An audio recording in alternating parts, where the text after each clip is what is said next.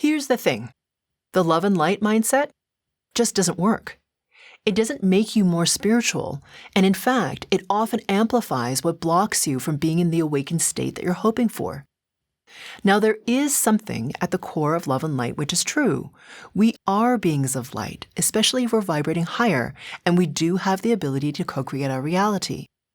But there's a whole genre of ineffective spirituality, whether it's love and light, wearing white and saying mantras, hoping something will change, or even just saying affirmations and desperately hoping for something to happen. All of this falls into a distorted version of awakening that I call pseudo-awakening. Now, pseudo-awakening is problematic and counterproductive because it only feeds the ego mind's need for importance, to be seen as better than in a certain way, which ironically pulls you further from the awakening that you wished you had. In this episode, we're talking about pseudo-awakening, what it is, why it hijacks true awakening, and how to know if you're doing it. And after the discussion, we get to the most important part. The group frequency calibration associated with this episode is where the frequency work happens and where change actually occurs, so be sure to listen to that. Without releasing distortion patterns targeted by the GFC, the change you want will be more difficult to attain because you haven't addressed the root of the issue. If you like this episode, please help us out by hitting the like button and sharing this episode. It helps us get our content to more people like you. My name is Karen Cheong, and today in Mastering Your World Through Frequencies, we're talking about pseudo-awakening. I'm going to say something that's probably going to piss off a lot of people. All right, go on then. I'm going to be brave. All right. Love and light. Yeah. What about it? Sorry, but if I hear another person chuck out that phrase, love and light, as if it's a solution, I'm going to scream. I mean, come on, people. If just saying the phrase love and light would help, we wouldn't be in the mess that we're in right now. Yeah. I mean, that's my thinking. Yeah. Again, I'm very opinionated. I get it. And I am probably being judgy. Mm-hmm. But it feels to me when I feel and hear that phrase, it's a way just to bypass what's actually really going on. Yeah. And that we should just paint it over with white paint. Mm-hmm. And go, love and light. Yeah. And everything will be okay. Yeah. I wish. Yeah. Come on now. Give it to me. What do you think that is all about? Yeah. So with people who tend to what I call spiritually bypass, it's really that they're wanting an experience of awakening so badly. It's like the type of person who says affirmations to themselves to try and get themselves to feel better. So they want to experience that awakened state. They want everything to be love. They want everything to be light. But as a result, they are not okay with looking at the density, the heaviness, the distortion within. So it's very incongruent because they're saying love and light, but yet they themselves don't feel that way. And what's interesting to me is that some people who really have gone deep in this distortion will convince themselves that they actually do feel love and light, but it's extremely unstable. I was just about to say that to you because I do have people in my circle that genuinely believe that they feel that love and light and that they have done the work. And that by saying love and light, it's expressing who they are inside. Yet when I look at them, I can see so many distortion patterns running that I'm not convinced that what they're saying is true. Yes, I would agree with that. So a lot of people, so I'm going to back up.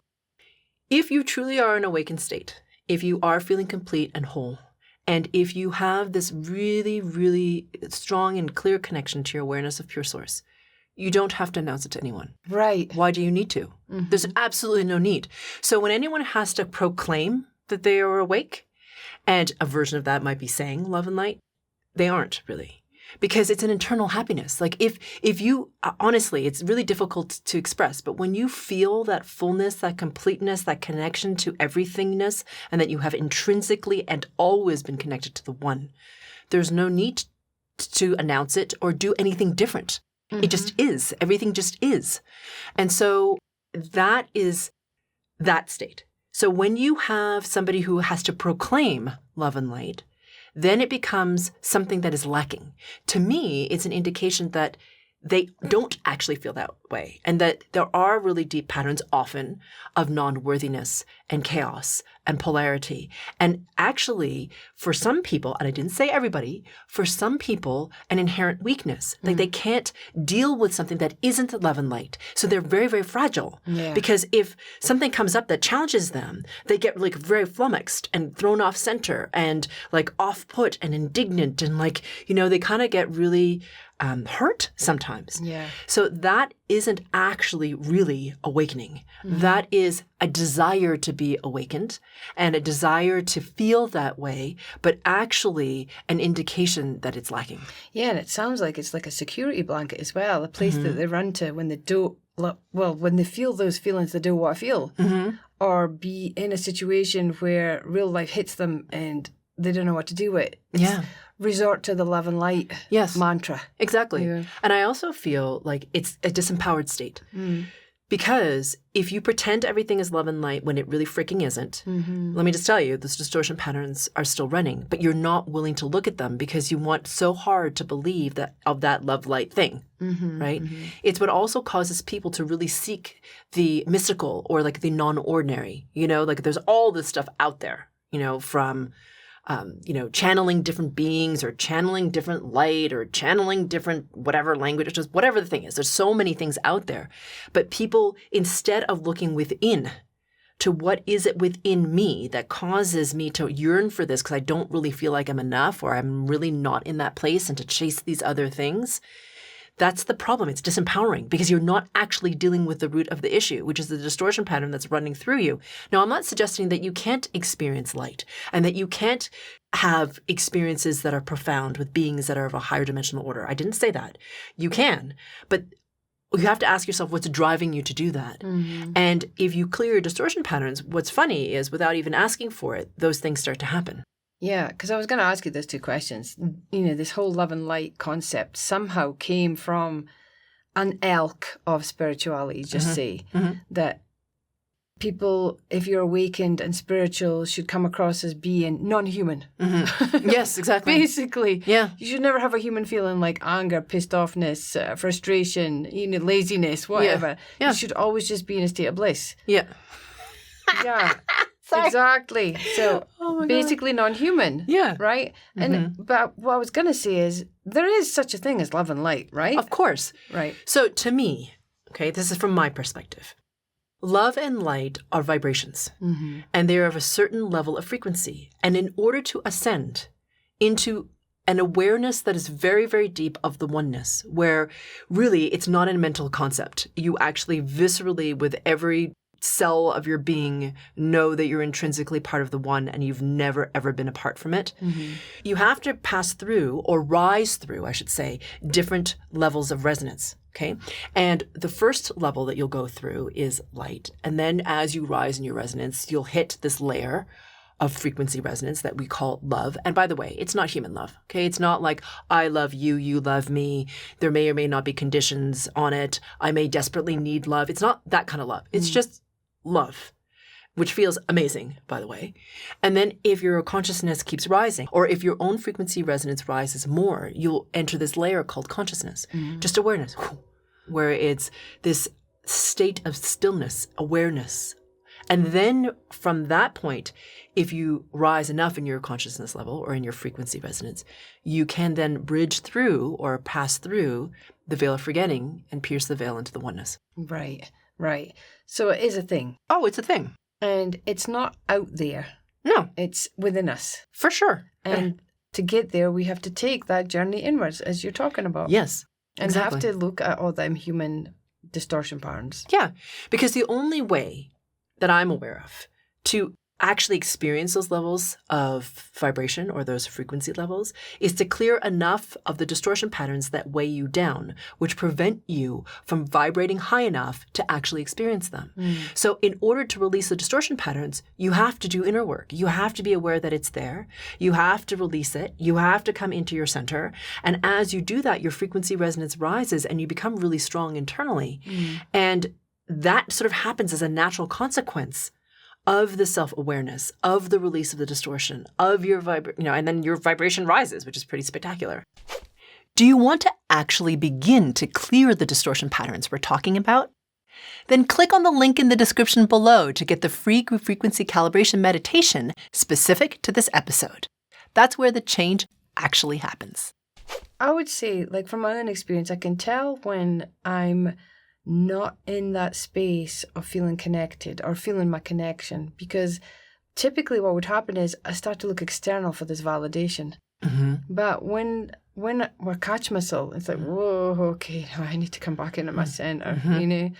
But when I'm there and I'm feeling my connection and I can feel that I guess we call it the collective field, and then beyond the collective field, and I know I'm being held, then yeah, I'm feeling, I guess, what they're trying to describe as love and light, but I really don't care if anybody knows I'm feeling it or not. Exactly. You know, it's like, this is my little precious connection that I've got with pure source, you know, and I'm just enjoying the moment of it, and please don't disturb me. Yeah, exactly. Please don't, just let me have this non-human-y kind of moment right now, even though I'm in a human body experiencing it. But I guess that's part of the awakening process as well, is that how to stabilize that and have it for longer periods of time, right? Yes, exactly. Yeah. And be centered in your body when you're doing it. Because a lot of people, myself included, before I started doing frequency work, I would exit my body. Yeah. You know, so I would project my consciousness away from myself. Right. Okay, so I wouldn't stay centered in myself. I would lose connection with my body. I wouldn't be aware of it in the same way. And I thought that was the way to go in terms of awakening, you know, because a lot of what is taught often is like you have to go out there in order to have that awakened state. But the thing is, from my perspective, you're here to awaken through the humanness, through the human body, and have that experience of your humanness and have your density rise enough in vibration that it can support that awakened state, even though it is more dense in vibration. It's extraordinary, like, purpose that we're all here for. To awaken in the human body, in the density, is not a small thing. No. It's incredible. And we get to do it. Yeah. So all it really takes is to rise in your vibration. But in order to do that, you have to release the density of your distortion patterns, which means, as we've been saying, to look at your own crap, even though it's hard to sometimes, and then to release it. Because the thing is, you know, a lot of times I've noticed with people who really yearn for that awakening space, right? Or state, and they are in that, what I would call pseudo-awakened state. They really just want to be loved. Yeah. They want to feel like they're adored. And oftentimes they want other people to recognize that they're awake. Yeah. Let me just make this really clear to you. If you're awake, you need no one to recognize it except for you. Because it's about you and your connection to pure source. So if you ever feel like, oh, I want someone to notice how awake I am, there's still a little work to be done. Yeah, for sure. And I would also like to add that when that state of, I don't even know how to word it, you know, but when there's this acceptance of the humanity, right? Because you've cleared enough distortion patterns and the frequency resonance rises within, and then that connection, that personal connection with pure source becomes even stronger. Then humanness is funny. Yes. Right? Yes. And there's not this shame attached to it. And, no. And actually, it can become a really good laugh. Yeah. There's a lot of levity around being human. Yes. So this whole love and light, I guess that's one of my triggers, I guess. When I hear this love and light, I'm hearing, don't be human. Yeah. But I really enjoy laughing at being human. Yes. You know, that self-righteousness, the indignation, the poor me, you know. I mean, it's good fun being human. Yeah. You can be human and still have that amazing connection to pure source, right? Yeah. And in the love and light, well, great. If that comes, it doesn't. It doesn't matter. The beauty of that connection somehow just makes human being easier. Yes, I agree. Right? And so the spiritual bypassing isn't necessary anymore. Yes, exactly. Right? Yeah, because it's okay to be human. Yeah. And in fact, being human is part of the point, right? Part of the point is to have the awaken process through your humanness.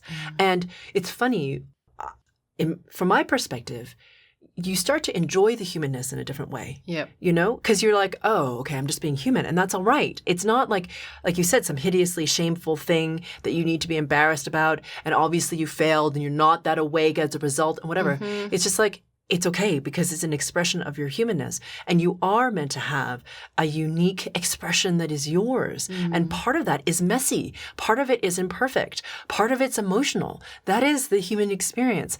And you get to have it. That's the thing. I mean, people always think like, I'm trying to go home. I'm trying to go away from my humanness and go home. You came here deliberately to have a human experience because it is challenging and because it's so intense and fraught with uncertainty and, feeling disconnected and all that stuff. And it feels crappy.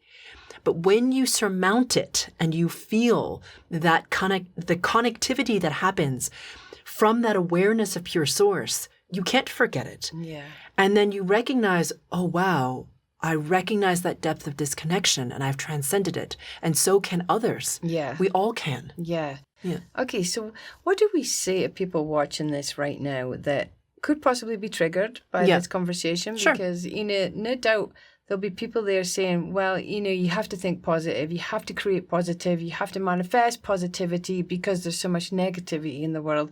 And if we're not doing it, then we'll only have negativity. And what do we say to those people? Yeah. So what I would say is to generally hold a higher frequency resonance is important. So to be aware of your own state of resonance and see how you feel. That is 100% important. And to be able to hold your space so you're not affected as much by the negativity around you. But that's not because you're in defense. Because if you're just like that, I don't want to create that because it's out in the world. That's awesome and noble. So thank you. And as you focus on your resonance and raising it, then of course there's a ripple effect of that.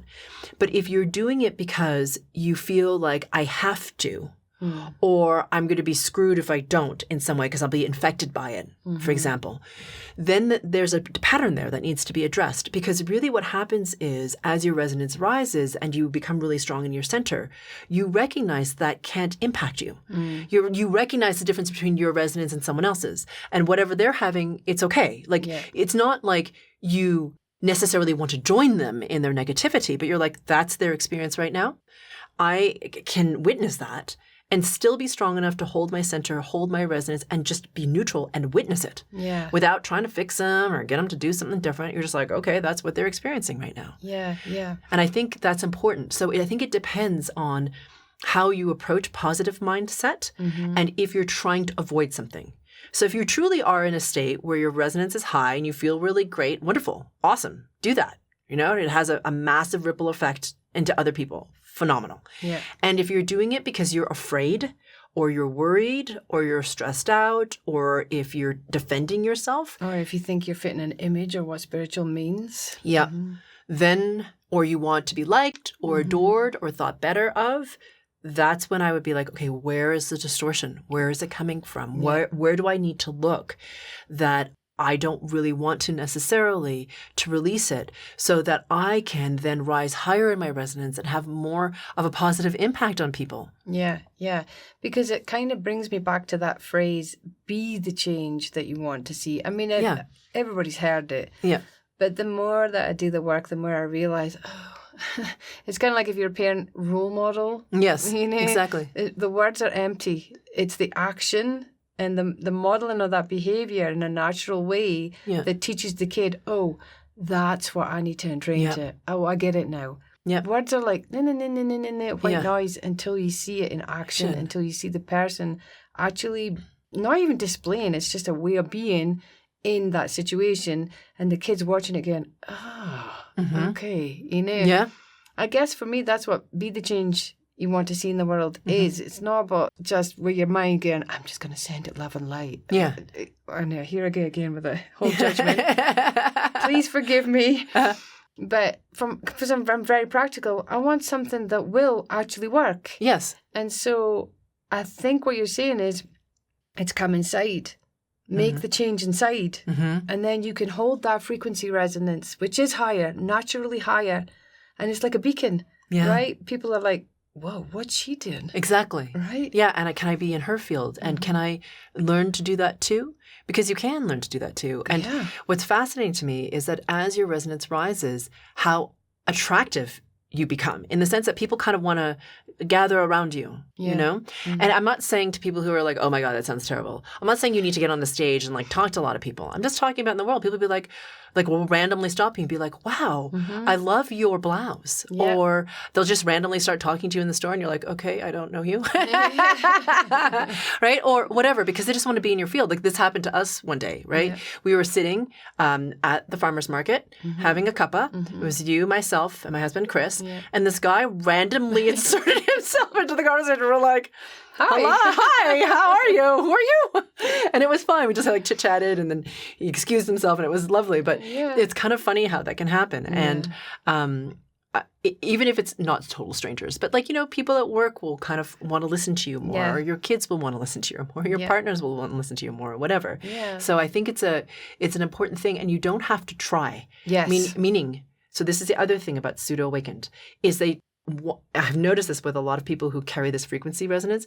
They want to push into others' field to assert that they are awake. Yeah. Like, hi, I actually really want to be adored, but I'm going to push myself into your field so that you can see that I'm really awake, so that you'll love me. Yeah. I've noticed that a lot. I'm not saying, please know everyone. I did not say everyone does this, but a lot of people do. And so it's kind of this interesting dynamic that can happen. And then people recoil because they don't, I mean, it's like someone standing too close to you and you don't know them. You're like, oh my God, too close, you know? Mm-hmm. And so it's a kind of a similar effect, but it's not necessarily physical. I could be standing here and doing it to you and you would recoil anyway, because it doesn't feel good to have your space invaded. Yeah, and the sad thing is I think a lot of these people don't even know they're doing it. Yeah. That's the sad part. And then they get rejected, and of course then they work even harder, you know, the same method they've already been using. It's like, oh, that's really sad. If somebody would just sit them down and say, hey, did you realize? Yeah. You know, but somehow we don't allow that in our culture. Yeah. You know, to be able to say, sit down, we need to have a chat. Yeah, it's true. It's true. And, you know, to be fair, also, not everybody wants to receive that. Yeah, that's true. It's hard, right? Yeah. Because I think the thing about spiritual awakening is everyone thinks it's unicorns and rainbows and fluffy and these flashes of insights and downloads or whatever you want to call them. Mm-hmm. And it can be that. And more importantly, it's to do the inner work. It's to release the distortion patterns that keep you heavy so your vibrational level rises. Honestly, that is what makes the difference, because what are you doing? You're clarifying your awareness of your connection to pure source. Totally. Period. Yeah. That's it. You know? And there's nothing more valuable than that for me. Yeah, like, agreed. Having seen the other stuff and seen people have all the other gifts, as they call them, there is no gift more beautiful and of more value than understanding my connection to pure source. Absolutely. The rest can just bugger off as far as I'm concerned. Because when I feel it, I feel so complete and whole. Yeah. I do not want anything else. Yeah, there's no need. And it just feels so lovely. Mm-hmm. Who wants all that other stuff? Yeah, it's not important. No. Yeah. So, yeah, I think that's a big realization. Yeah. That really the biggest gift, the biggest, most valuable gift we have is our connection to pure source. Yes. That's what should be getting chased. Yeah, I agree. There I said it. Miss Self-Righteousness. It can be really easy to fall into the trap of pseudo-awakening, as I've mentioned in this video. So then what is actual spiritual awakening? And what are the 3 myths that keep you from experiencing it? To learn more, click on my next video. I'll see you inside.